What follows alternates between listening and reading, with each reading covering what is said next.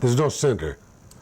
Well, you know, there's like downtown, but then downtown sort of, you know, I spreads see. out.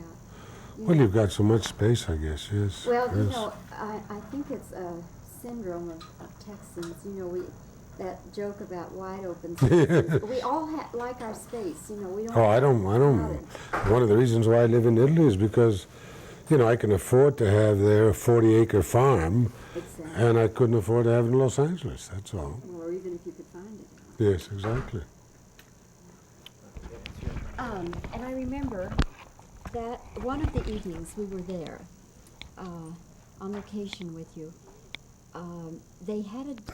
They're like children, you know. They say, well, you know, so-and-so, and then you say, well, maybe it didn't turn out to be the best, but it was so much fun being with I you thought know. it was a perfectly charming Yes, picture, well, Tony. the world, you know, there's the taste and so forth, and you never know about pictures. I mean, I must say, it's so... But I thought that was a charming picture, and I thought all right.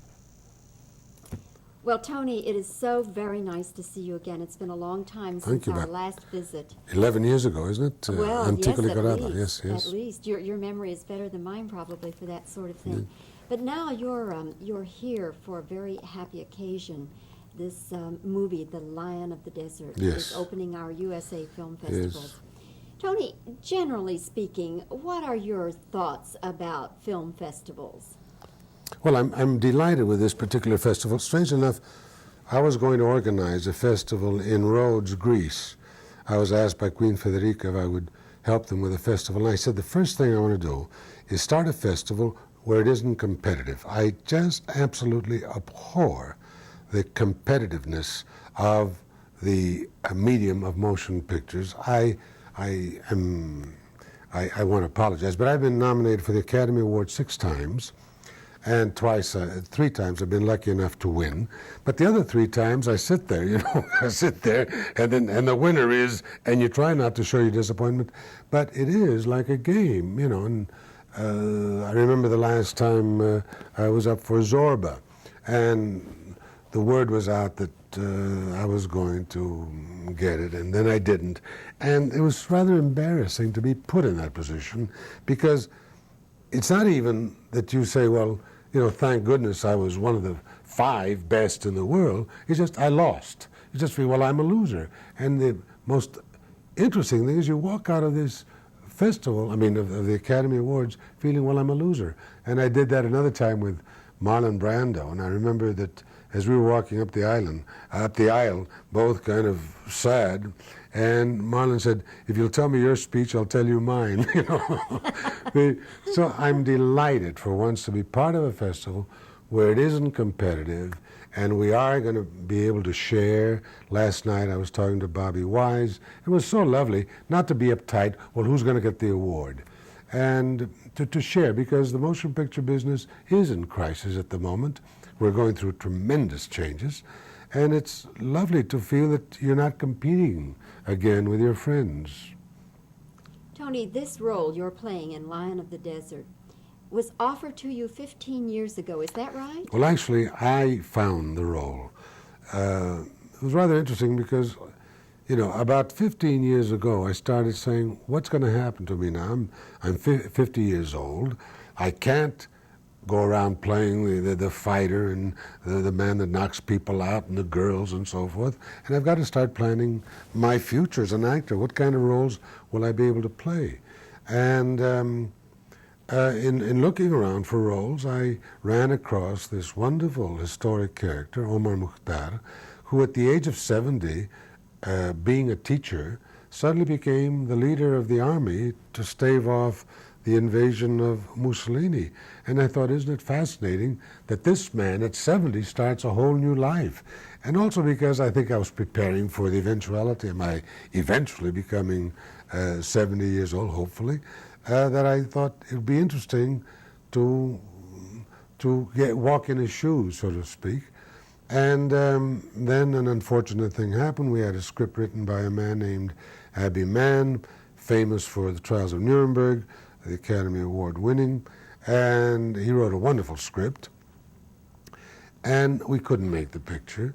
Then finally, when I was there making the picture Muhammad with Mustafa Akkad, one day I said, by the way, and I told him the story of the fact that I was once going to play Omar Mukhtar, and I took out a 10,000 dinar note, which is, by the way, only worth $30. But anyway, it sounds so fantastic, 10,000 note. Anyway, I said, you see that man that's on this? I was going to play him. He said, well, how could you? You don't look at all like him. The following Sunday, I did some makeup tests with the makeup man. We had nothing else to do anyway. So I did some makeup tests, and lo and behold, I gave the photographs to Mustafa, and he said, and he was rather surprised because I did look tremendously like Omar. And that day he went to visit the minister, and somehow they dropped out of his book as he was discussing some business with the minister. The minister said, "Where did you get those photographs of Omar?" And Mustafa said, "Well, they're not of Omar, they're of Anthony Quinn." He says, "Well, that's impossible, that's Omar." And Mustafa kept saying, no, that's Anthony Quinn. And the minister said, "Well, if you give us a picture of Anthony Quinn doing Omar, we'll be delighted to make it." And that's the way then. But interestingly enough, Mustafa had another version. A writer by the name of Craig wrote the script of this particular script, and he had a completely different viewpoint, which is interesting, and I was very excited by playing Omar finally. Did you grow your own beard? Yes, my wife was very disturbed by it, and I must say it's strange, when you play these parts and you go around disguised, because you really have to stay in character most of the time. And here I had a huge white beard, and of course he was bald except for this size, and very close cropped, and so I had to cut my hair and shave all the way back here, and I made Mustafa take out an insurance that if my hair didn't grow back, he had to give me $1 million. And I think he looked every day to see if the hair was coming back, or else he would have had to pay $1 million. But then did they have to color the beard? Well, they had to. I am actually not white yet, not you're quite salt white. and pepper. Salt and pepper, and the beard had to be colored because he had an unusually, almost white, absolutely white beard, and that's at least the photo, the engravings of him on the 10,000 dinar note were absolutely white. So to look like that, I had to take and it was a terrible thing because every week they'd have to come and put this terrible purple stuff on that would take out all the color. Now you know what a lot of women go through trying to be blondes. Yes. Thank God I don't want to be a blonde. Do you think, Tony, that the picture goes perhaps too far in its violence? Well, that's an interesting question. You must understand, and maybe we forgot, and maybe sometimes the mind wants to block out. I mean, I'm sure that women were given this wonderful ability to block out the pain of birth, giving birth. And but we did go through a very, very violent period. I mean, we cannot deny that the period of fascism and the period of Nazism was a horrendous period where the human life was worth nothing, and the disrespect for human life other than their own. And I think that we have to learn to look at the mistakes that we have made, that we as human beings, we as fellow creatures on this earth have made, and I think that we have to show this, and hopefully that it will never happen again. So I don't know. I don't think that it goes far enough, let me say that, because the atrocities that were committed, not only in Libya and Germany and all over the world at that time, were enormous compared to what we show on the screen. How do you... Yeah, okay. We'll start up right after. I'm set. Okay. Tell me when. Tell me when. Okay. How do you think the film will be received in Italy? I think that Italy, I think the same way that Germany feels when we show pictures. Interesting enough, by the way, they like pictures about Hitler. But I think that the same way that the Germans feel when we show the atrocities that happened under that regime. I think there's a guilt complex, and they all feel guilty about it and would like to brush it under the rug, but unfortunately it is part of their history. And I think that if for nothing else, especially with the violence that's going on there now, maybe this will help them understand what created that violence and what created those eruptions, and it might be a very salutary thing to see this picture. I'm sure that there will be many people who will negate that it ever happened, but they can't negate history. In your own case, your wife is Italian. Did she have any reservations about your Oh, playing many. this? Now, we argue. I mean, one thing we've decided to keep the peace in the family, that we will never talk politics, because she was brought under a regime, and the residue of that regime is still very much part of her. I mean, the same way, whether right or wrong, the regime of Franklin D. Roosevelt that I lived through in the early 30s and right after the Depression, and I am still affected by the fact that he, in a way, saved me. And I know that there are many versions politically about Mr.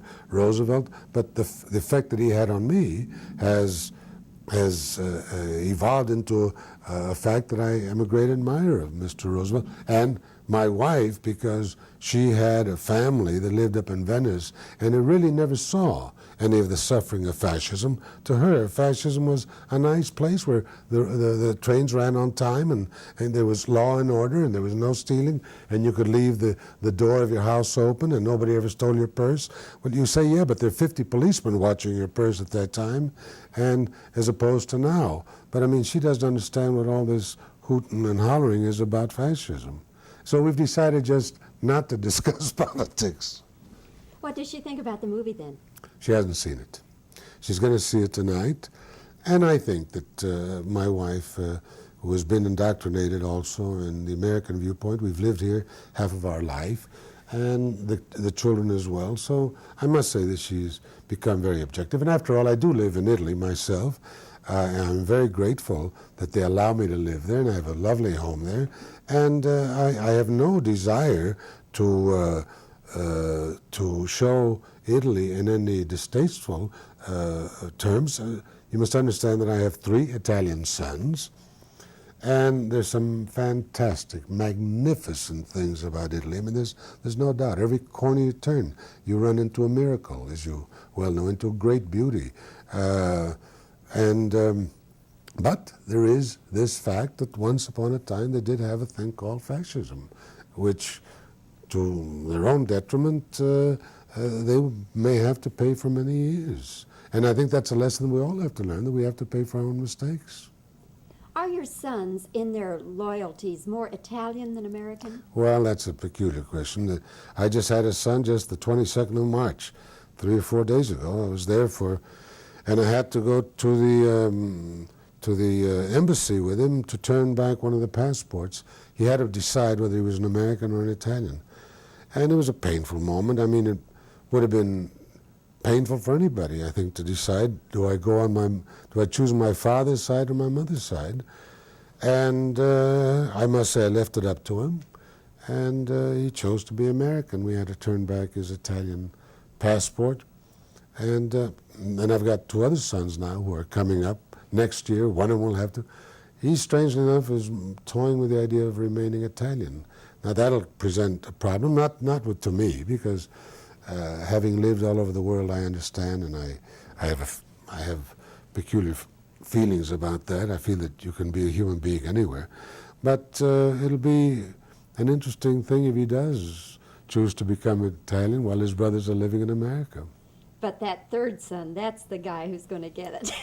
Well, the 3rd son, I must tell you, he's an amazing young man. I mean, I look at him. His name is Larry.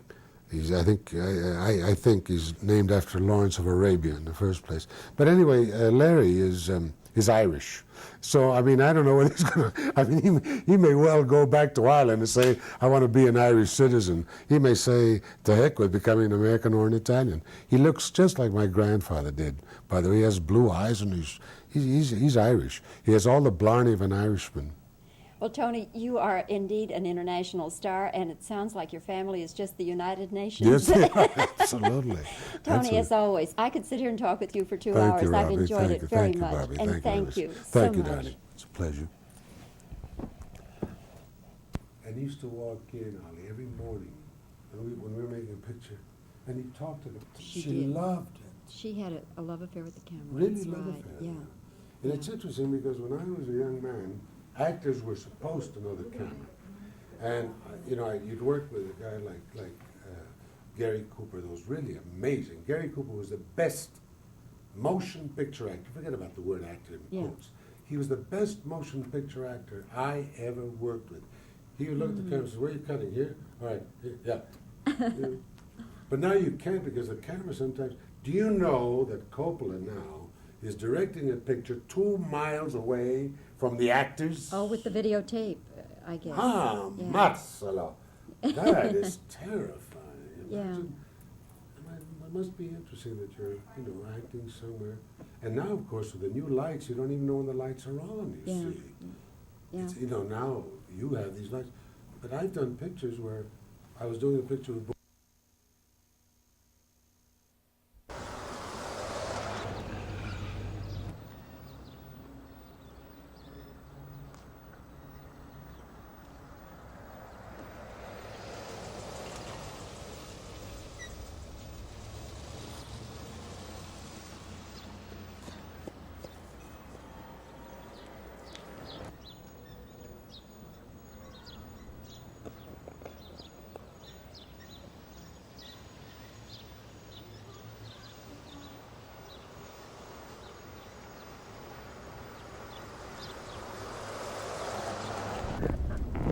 Yeah, going down past Fitzhugh down the next one. If that's the left.